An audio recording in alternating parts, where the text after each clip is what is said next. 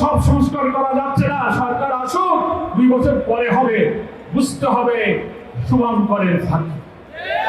এই জাতিসংঘ human rights commission বাংলাদেশের বিভিন্ন দাতা দেশ এবং সংস্থাগুলো চাচ্ছে এবার এমন একটি সরকার আসুক যারা দুর্নীতিতে চ্যাম্পিয়ন হবে না, বিদেশে অর্থ পাচার করবে না, ভিন্নমতকে দমন করবে, বিনা বিচারে মানুষকে ফাঁসি দেবে, শিক্ষা অর্থনীতি কল কারখানার শাখাকে সমুন্নত রেখে সমৃদ্ধ সোনার নতুন বাংলা গড়ে তুলবে।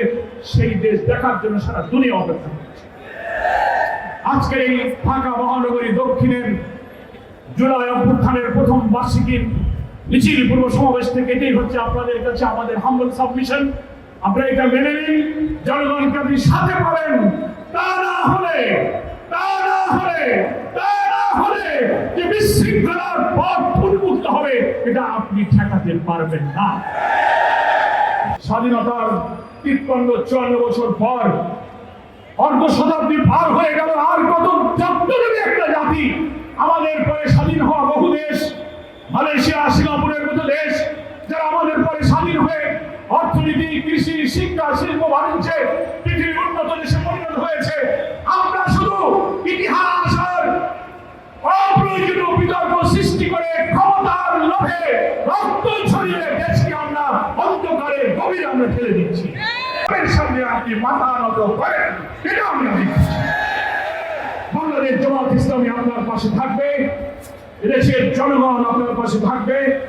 সেই জন্য এখনো 4 ঘন্টা সময় আছে। আপনি মানিক মেহবিনুতে যে জুলাই ডিক্লারেশন পড়ার জন্য প্রস্তুতি নিচ্ছেন, জুলাই সনদ হয়তো কিছুদিনের মধ্যে হবে, সেখানেও আমরা আমাদের সংশোধন দিয়েছি।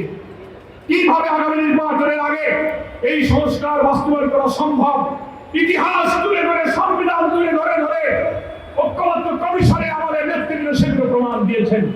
আপনারা কোনো যুক্তি দিয়ে সেটা ভুল প্রমাণ করতে পারেননি। তারপরেও যদি আমরা শুনি এখন সব সংস্কার করা যাচ্ছে না, সরকার আসুক, 2 বছর পরে হবে, বুঝতে হবে শুভঙ্করের ফাঁকি। এই শুভঙ্করের ফাঁকি বাংলাদেশের মানুষ বহুবার বুঝেছে। তরুণ প্রজন্মের প্রথম ভোট দাঁড়িপাল্লার পক্ষে হোক, কি বলেন ঠিক কিনা?